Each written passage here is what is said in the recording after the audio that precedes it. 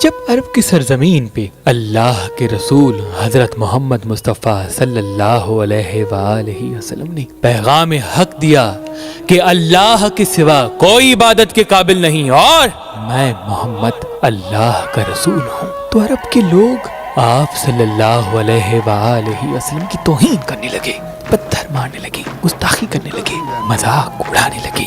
آپ صلی اللہ علیہ وآلہ وسلم نے کافی معجزات دکھائے، لیکن لوگ نعوذ باللہ آپ کو جادوگر کہنے لگے۔ بس لوگوں نے یہ کہا کہ جادوگر صرف جادو زمین پہ دکھا سکتے ہیں، ان کا جادو آسمان پہ نہیں چلتا۔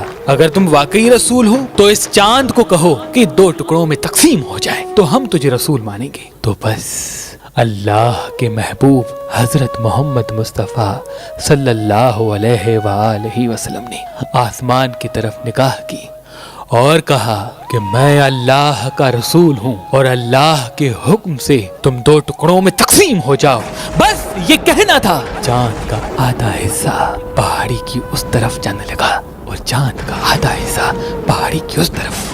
لوگ دیکھ کے حیران ہو گئے۔ عرب کی سرزمین پہ کچھ نے آپ کی نبوت کو تسلیم کیا تو کچھ جادوگر کہنے لگے، لیکن یہ منظر ایران کے بڑے بڑے نجومیوں نے آسمان پہ جب دیکھا کہ یہ کیا ہو گیا، چاند 2 ٹکڑوں میں تقسیم کیسے ہوا، تو نجومیوں میں قبیل اپنے تمام شاگردوں سے کہنے لگا کہ ہماری کتاب میں لکھا ہے کہ جب آخری نبی آئے گا تو وہ چاند کو 2 ٹکڑے کرے گا اور اس کا ظہور مکے میں ہوگا۔ تو وہ فوراً خانہ کعبہ کی طرف چلا گیا اور آپ صلی اللہ علیہ وآلہ وسلم کے قدم چوم کے مسلمان بن گیا۔ مصر کا سب سے بڑا حکیم عنان نے جب یہ منظر دیکھا تو وہ ادھر ادھر پوچھنے لگا۔ لوگوں نے کہا یقیناً زمین پہ کچھ ہوا ہے، تو وہ بھی ڈھونڈتے ڈھونڈتے کافی سالوں کے بعد آپ صلی اللہ علیہ وآلہ وسلم کی خدمت میں آیا اور آپ کے قدم چوم کے مسلمان بن گیا۔ ہندوستان کے راجہ رام لال نے جب یہ منظر دیکھا تو انہوں نے اپنے نجومیوں سے پوچھا اور انہوں نے بتایا کہ ہمارے بزرگ کہتے تھے کہ زمین پہ ان قریب ایک ایسی شخصیت آئے گی جو سچا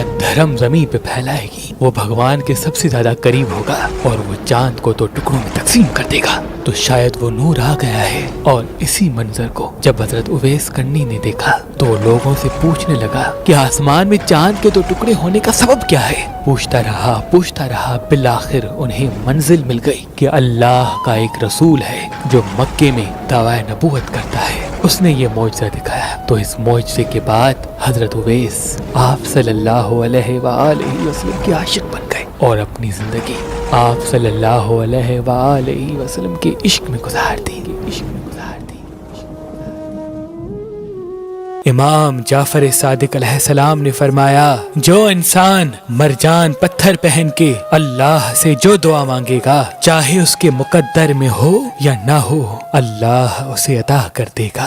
تبھی اس پتھر کو مقدر بدلنے والا پتھر کہا جاتا ہے۔ تو ابھی ہماری ویب سائٹ مہربانی.com پہ آئیں اور یہ پتھر حاصل کریں۔ آپ اپنا لکی پتھر ہماری اپلیکیشن جو گوگل پلے اسٹور اور آئی فون ایپ اسٹور پہ موجود ہے ان سے بھی حاصل کر سکتے ہیں۔ مزید معلومات کے لیے ہمارے نمبر پہ کال کریں۔ اللہ آپ کو سلامت رکھے، اللہ آپ کو سلامت رکھے۔